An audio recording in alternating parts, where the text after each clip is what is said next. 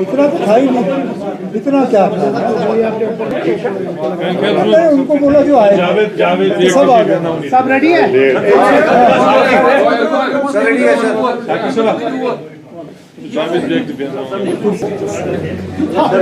एक बड़े काबिल सियासतदान और एक बड़े माने हुए पब्लिक रिप्रेजेंटेटिव रहे हैं।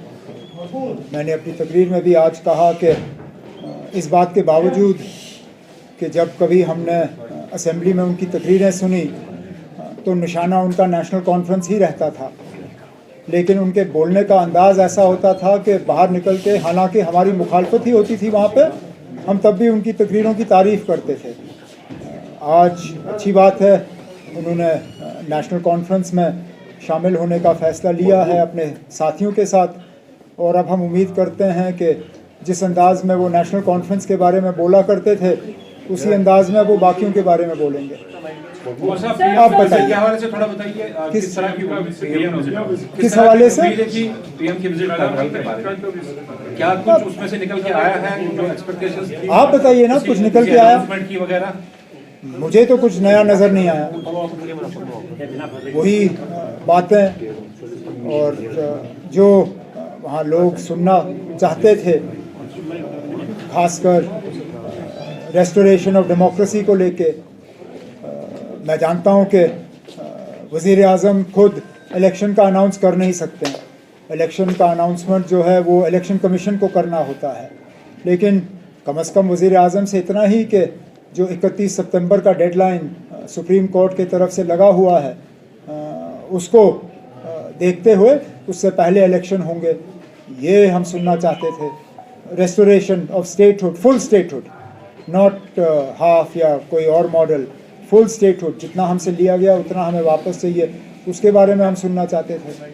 बेरोज़गारों के लिए एक एम्प्लॉयमेंट स्कीम, एक एम्प्लॉयमेंट पैकेज, उसके बारे में सुनना चाहते थे।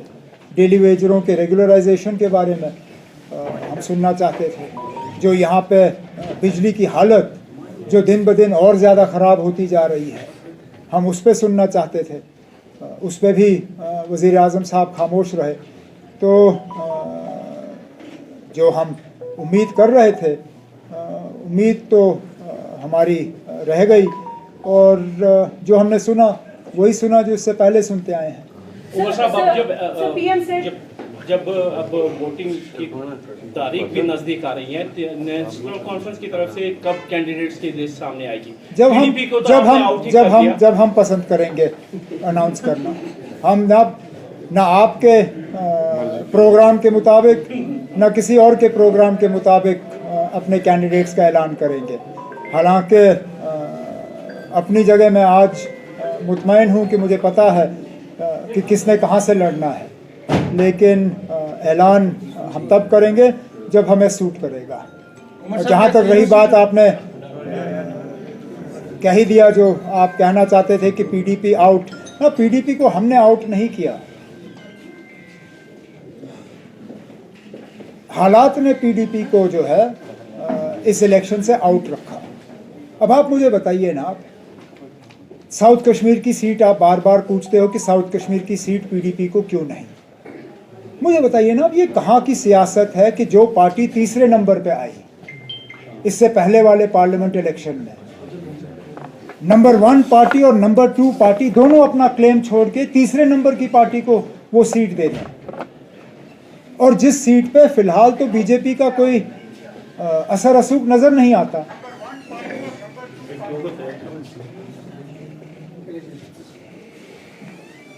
बाकी जहाँ तक कोलिशन की बात है, कोलिशन को चलाना या कोलिशन के मतलब माहौल को सही रखना, ये हर तंजीम की जिम्मेदारी बनती है।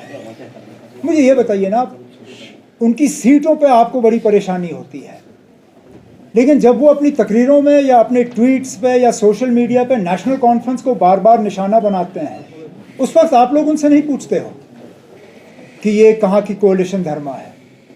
अब मिसाल देते देते मैं थक जाऊंगा, लेकिन मिसालों की कमी नहीं है।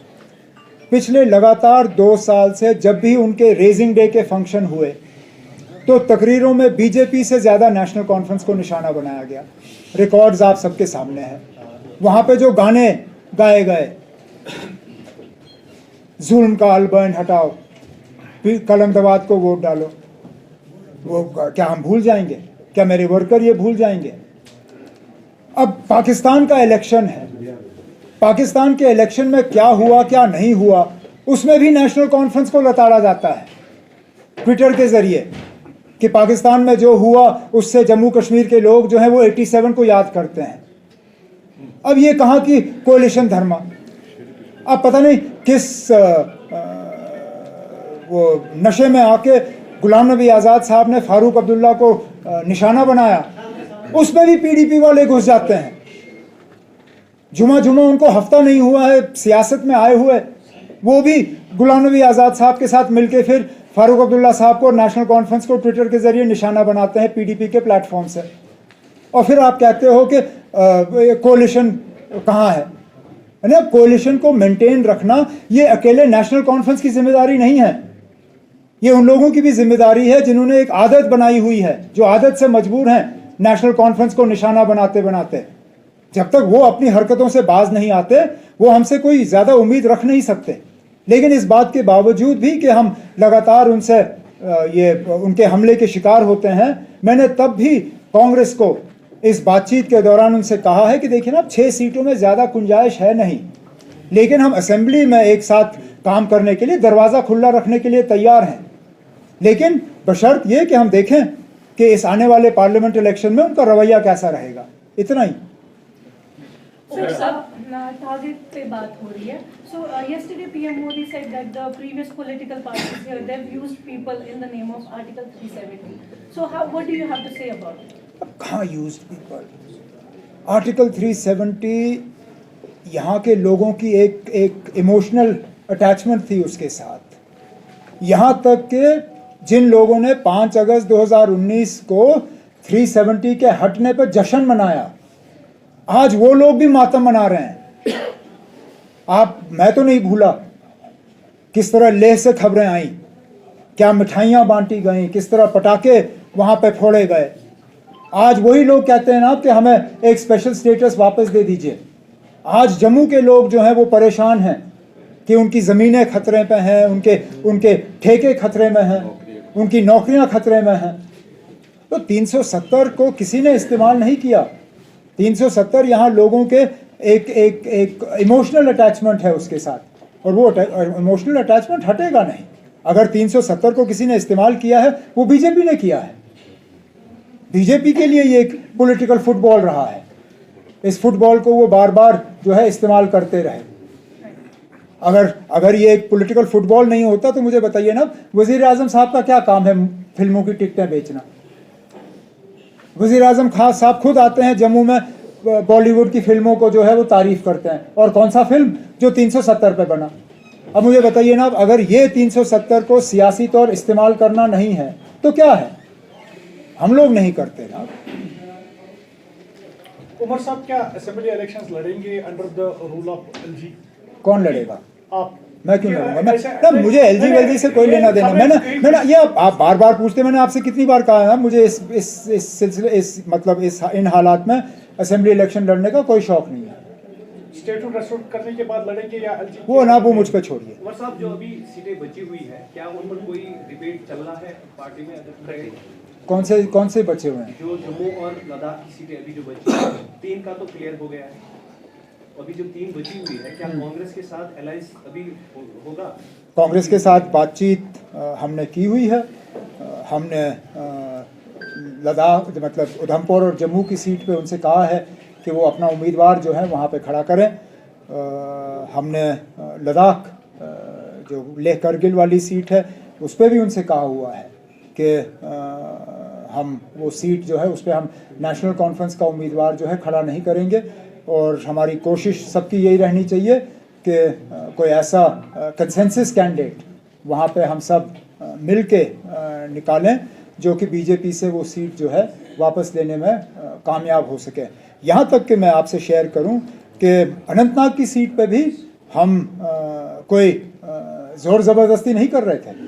मैंने यहाँ तक कि जब कांग्रेस से हमारी बातचीत हुई, मैंने ये भी कहा उनसे कि क्योंकि वो दूसरे नंबर पे आए थे, सीट हमारी थी, लेकिन अगर कांग्रेस बहुत ज़्यादा इंटरेस्टेड थी अनंतनाग की सीट के लिए, अगर उस पर मिसेस सोनिया गांधी या राहुल गांधी या प्रियंका गांधी उस सीट पर लड़ने के लिए तैयार होते, हम वो सीट उनके लिए छोड़ देते, हमें कोई एतराज़ नहीं होता। लेकिन क्योंकि हमारी जीती हुई सीट है, हम और किसी के लिए वो जीती हुई सीट छोड़ने के लिए तैयार नहीं थे, जो कि मुझे लगता है हमारा हक है। कांग्रेस अगर हस्तक्षेप करे राहुल या सोनिया, तो क्या पीडीपी के लिए आप वो सीट छोड़ सकते हैं? तो मैंने पहले ही आपसे कहा ना, जो तीसरे नंबर पे आए उनको सीट मांगने का कहाँ से हक बनता है? और वो तीसरे नंबर पे तब आए जबकि पूरी जमात उनके साथ थी। आज जिन्होंने उनको तीसरे नंबर पे लाया, उनमें से कितने लोग आज पीडीपी में हैं? मतलब ये कहाँ का इंसाफ? और वैसे भी मुझे ये बता, अब मैं आपसे ये क्लियर करूँ ना, अगर मुझे इंडिया अलायंस में जाने से पहले यह कहा गया होता कि इंडिया अलायंस में हमें अपने आप को कमज़ोर करना है इंडिया अलायंस के किसी दूसरे मेंबर के लिए, मैं शायद कभी इंडिया अलायंस में जाता ही नहीं। इंडिया अलायंस में जाने का हमारा एक ही मकसद था जो उसमें गए, कि हमारा मुकाबला बीजेपी और एनडीए के साथ है। अगर हमारा मुकाबला बीजेपी और एनडीए के साथ है तो फिर ये अंदरूनी तौर ये टेंशन या ये बातचीत का इसका कोई वजूद ही नहीं। मतलब 2019 का इलेक्शन एक नारे पे लड़ा गया था, चौकीदार चोर है, और उसी के अब ये फिर आगे है मोदी का परिवार पे। तो क्या एक ही इस पे पूरा चुनाव लड़ा जाएगा, ना कि किसी और बड़े मुद्दे पर? क्योंकि बीजेपी की तरफ से नैरेटिव यही सेट ये जो नारे आपने अभी यहाँ हमें उनके बारे में याद दिलाया, मैं कभी उनके हक में था नहीं और ना उनका हमें कोई फ़ायदा हुआ है। उल्टा जब कभी हम इस तरह के नारे जो हैं इस्तेमाल करते हैं, तोड़ मरोड़ के नुकसान इस्तेमाल करने वाले का ही होता है। वोटर इन चीज़ों से मुतमईन नहीं होता। वोटर ये जानना चाहता है कि आज के जो हमारे मुश्किलात हैं उनका हल कैसे होगा, हमारी नौकरी कहाँ से आएगी, जो एग्रीकल्चरल सेक्टर में आज डिस्ट्रेस है उसको किस तरह दूर किया जाएगा, जो रूरल इकॉनमी जो है हमारी लगभग पूरी स्टैग्नेंट हो चुकी है, रूरल इकॉनमी को किस तरह दोबारा ज़िंदा किया जाएगा। इन चीज़ों पे जो है वोटर सुनना चाहता है, बजाय ये कि किसका परिवार है या नहीं है। और ऐसे जो हैं, जो हम मतलब या तो हम सेल्फ गोल करते हैं या गोल के आगे से हम गोलकीपर को हटा के मोदी साहब से कहते हैं ना लाओ कर लो स्कोर। अब परिवार पे हमने खुल्लम खुल्ला उनको गोल दे दिया और उन्होंने मौके का इस्तेमाल किया और बड़े तरीके से किया, कहा कि मोदी उनका है जिनका कोई नहीं, और हमारे पास इसका जवाब ही नहीं है। तो मैं तो अपने, वो मुझसे हालांकि सियासी तौर और उम्र के लिहाज से बहुत सीनियर हैं, लेकिन मुझे थोड़ा बहुत जो तजुर्बा है वो यही है कि हमें इस तरह की सियासत जो है वो छोड़ के हमें लोगों के मुद्दों की सियासत करनी चाहिए। ये चौकीदार, ये अदानी अंबानी, ये राफेल, ये परिवार, ये चलता नहीं है। अपोजिशन को कितना नुकसान होगा इस जो भी नैरेटिव बना है? क्योंकि वोट आने दीजिए, मैं अभी कैसे कह सकता हूँ? How can I tell you whether we will lose 1 seat or 3 seats or will gain 1 or 3? You will only know where we stand on the day the votes are counted and the seats are tallied. So let's see. खबरें तो ये भी हैं आप श्रीनगर से लड़ रहे हैं, इस बात में कितनी सच्चाई है? अगर कल मैंने उधमपुर से कागज भरे फिर क्या करोगे? देखिए आप, I don't know where I'm going. I don't even know if the party will field me in this election. The party is at this point in time engaged in discussion with our own colleagues to see the most suitable and most appropriate candidates for each seat. When we are ready to announce whoever it may be, he or she, we will put all the candidates in front of you, then you can decide for yourself whether it was right or wrong.